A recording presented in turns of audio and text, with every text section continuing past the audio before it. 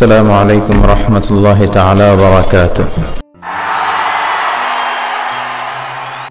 أعوذ بالله من الشيطان الرجيم. بسم الله الرحمن الرحيم. ولقد آتينا لقمان الحكمة أن اشكر لله ومن يشكر فإنما يشكر لنفسه ومن كفر فإن الله غني حميد. إن الله وملائكته يصلون على النبي يا أيها الذين آمنوا صلوا عليه وسلموا تسليما. اللهم صل على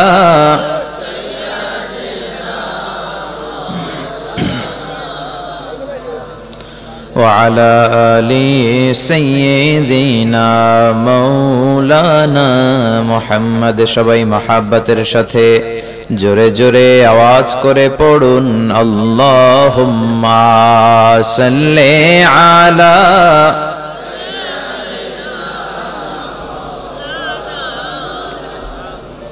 وعلى آل سيدنا মাওলানা মুহাম্মদ।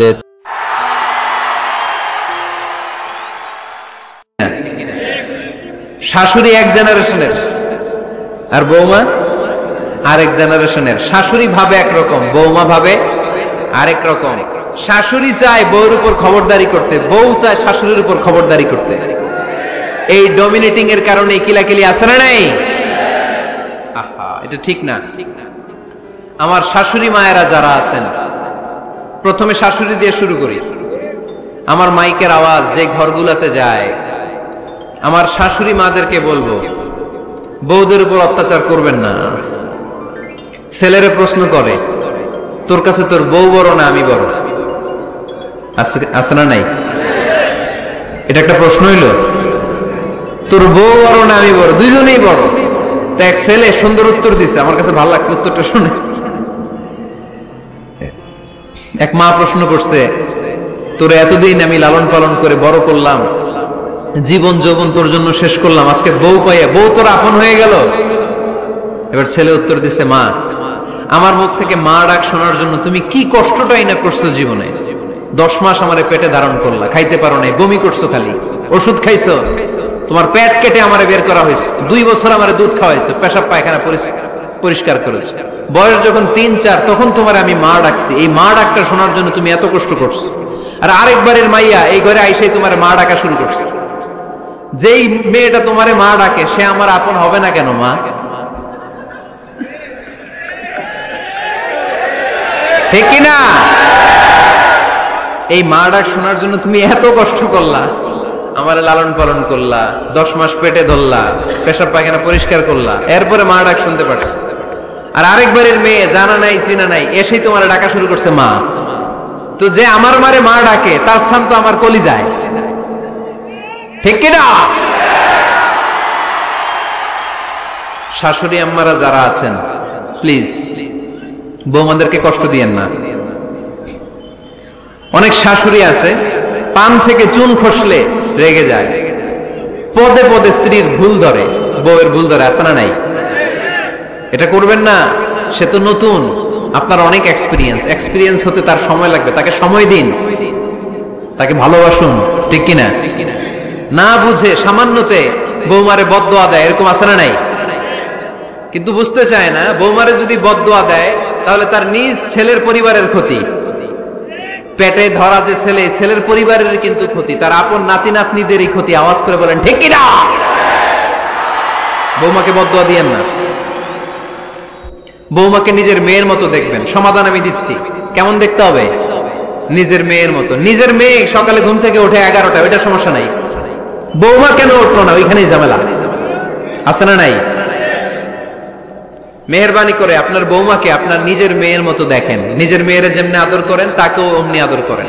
আপনার বৌমারে যদি আপনি কষ্ট দেন, মনে রাখবেন আপনার নিজের মেয়েটাও আরেকবারের বউ হয়ে কয়েকদিন পরে যাবে। আপনি যা যা করবেন আপনার মেয়েকেও তারা ওই রকম কষ্ট দিয়ে বাড়িতে ফিরিয়ে দিবে। চিল্লায় বলেন ঠিক কিনা? খবরদার, টিট ফর ট্যাট। ইট্টি মারলে পাটকেলটি খেতে হয়।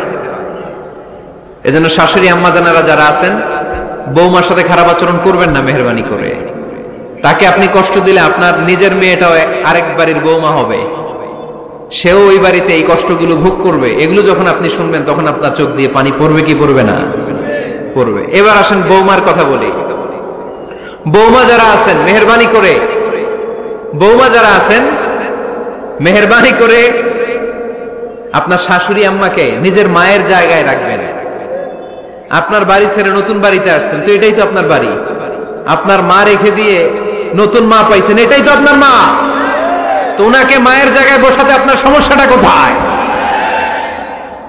বৌমারা খেয়াল রাখবেন, আপনি আপনার শাশুড়ির সাথে যে আচরণটা করতেছেন, আপনার শেষ বয়সে আপনার ছেলের বিয়ে দেওয়ার পরে যে বৌমাটা আসবে, ওই আচরণই আপনাকে ফিরিয়ে দিবে। The nature has its own return. প্রকৃতির একটা মাইর আছে, এটা শেষ মাইর, এটা শেষ খেলা। প্রকৃতির খেলা বড় খেলা। আপনি আপনার শাশুড়ির সাথে যে আচরণ করবেন, আপনার শেষ বয়সে আপনি একদিন শাশুড়ি হবেন, এটা মাথায় রাখবেন। ওই আচরণই আপনি ফিরে পাবেন। আওয়াজ করে বলতে হবে ঠিক কিনা? এজন্য 9 নাম্বার পয়েন্টস হচ্ছে মিউচুয়াল রেসপেক্ট। সবাই যেন সবাইকে ভালোবাসি। দোষ ছাড়া মানুষ নাই, সবার দোষ আছে। আমরা যেন একে অন্যের দোষ না খুঁজি।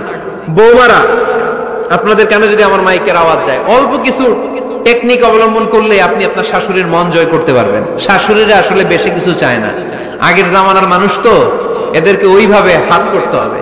মাঝে মাঝে একটু শাশুড়ির মাথায় তেল দিয়ে দেন, চুলে তেল দিয়ে দিবেন আর কি, মাঝে মাঝে চুল আশ্রয় দিবেন। এগুলো কিন্তু খুব পছন্দ করে শাশুড়িরা। ওনার প্রেশারটা একটু মেপে দিবেন, ডায়াবেটিক্সের ওষুধটা খাইলো কিনা সময় মতো খোঁজ নিবেন, কি পছন্দ করে খেতে একটু রান্না করে দিবেন। যেই বক্তার ওয়াজ শুনতে পছন্দ করে, ওই বক্তার ওয়াজগুলো ডাউনলোড করে শাশুড়ি আম্মাকে দিবেন। ইসলামী বই দিবেন। দেখবেন বয়স্ক নারীরা মাহফিল যেতে খুব পছন্দ করে, ওয়াজ শুনতে খুব পছন্দ করে, নবীদের কাহিনীগুলো শুনতে পছন্দ করে। বসায় বসায় একটু কাহিনীগুলো শোনাবেন। বাইরে বেরোলে জিজ্ঞেস করেন, আম্মা আপনার কিছু লাগবে কিনা। আরেকটা টিপস আছে, চুল যখন আশ্রাবেন আর শাশুড়ির মাথায় যখন তেল দিয়ে দিবেন, তখন অতীতের কথা জিজ্ঞেস করেন। দেখবেন অতীতের স্মৃতিতে হারিয়ে গিয়েছে আপনার শাশুড়ি। কি জিজ্ঞেস করবেন জানেন? জিজ্ঞেস করবেন, আম্মা জান, মুক্তিযুদ্ধের সময় আপনার বয়স কত ছিল? ওই সময় মুক্তিযুদ্ধের সময় আপনাদের এলাকায় কি কি হয়েছিল মা? আরেকটা প্রশ্ন করবেন, মা বিয়ের সময় আপনি কেমন ছিলেন? ওই দিন দেখবেন বুড়ি আর বুড়ি নাই, জোয়ান হয়ে গেছে। ওই দিন বলবে, মা আমি অনেক সুন্দরী ছিলাম, আমার মাথায় অনেক চুল ছিল, আজকে নাই। আমগো গ্রামে আমার সাথে সুন্দরী মাইয়া ছিল না। অতীতের স্মৃতিতে, স্মৃতি হাতরাতে হাতরাতে তিনি হারিয়ে যাবেন। জিজ্ঞেস করবেন যে, মা শীতকালে আপনাদের দেশে কি পিঠা বানাতেন আপনি যখন ছোট ছিলেন? আপনার বাপ চাচারা কি করত? এগুলো জিজ্ঞেস করলে উনি স্মৃতির পাতা হাতরাতে হাতরাতে চোখ দিয়ে দাঁড় দাঁড় করে ওনার পানি ঝরতে শুরু করবে। আপনার জায়গায়, ওনার হৃদয়ের মনি কোঠায় এমন জায়গায় পৌঁছবে, আপনার ছাড়া উনি কিছুই বুঝবে না। বৌমারা, এই অল্প কিছু টিপস অবলম্বন করে আপনারা আপনাদের শাশুড়ির মনকে জয় করতে পারেন। শাশুড়ি বৌমার দ্বন্দ্ব আমরা চাই না। আমরা চাই শাশুড়ি বৌমাকে নিজের মেয়ের মতো জানো, আর বৌমা শাশুড়িকে আপন মায়ের মতো ভালোবাসুক, ঠিক কিনা? এই মিউচুয়াল রেসপেক্টই পারে শাশুড়ি বৌমার দ্বন্দ্বকে দূর করতে আর ঘরটারে শান্তি টুকরা বানাতে। আওয়াজ করে বলেন ঠিক কিনা? কয়টা গেল? আর আছে কয়টা? দোয়া করবেন একে অপরের জন্য। দোয়া, সাইয়েদনা ইব্রাহিম ফ্যামিলির জন্য দোয়া করতেন, রব্বি জাআলনি মুকিমাস সালাতি ওয়া মিন যুররিয়াতি রব্বানা ওয়া তাকাব্বাল দুআ। ও আল্লাহ, আপনি আমারে নামাজ কায়েমকারী বানান, আমার কলিজার টুকরা সন্তান ইসমাইলকেও নামাজ কায়েমকারী বানান। আমার দোয়াটা আপনার দরবারে আপনি কবুল করে নেন। সুবহানাল্লাহ পড়েন। রব্বানা, ইন্নী আসকানতু মিন যুররিয়াতি বিওয়াদিন গায়রি যী যারইন ইনদা বাইতিকাল মুহাররাম। ও আল্লাহ, আমার সন্তান সন্ততি, আমার ফ্যামিলিকে ধুধু মরুপ্রান্তর এই উপত্যকার মধ্যে তোমার কাবা ঘরের সামনে রেখে গেলাম। তাদেরকে তুমি নামাজ কায়েমকারী বানিয়ে দিও। গোটা বিশ্বের সব মানুষের অন্তর আমার ফ্যামিলির দিকে আল্লাহ তুমি ঝুঁকিয়ে দিও। ওয়ারযুকহুম মিনাস সামারাত, ফলমূল দিয়ে আল্লাহ তুমি তাদেরকে রিজিকের ব্যবস্থা করে দিও।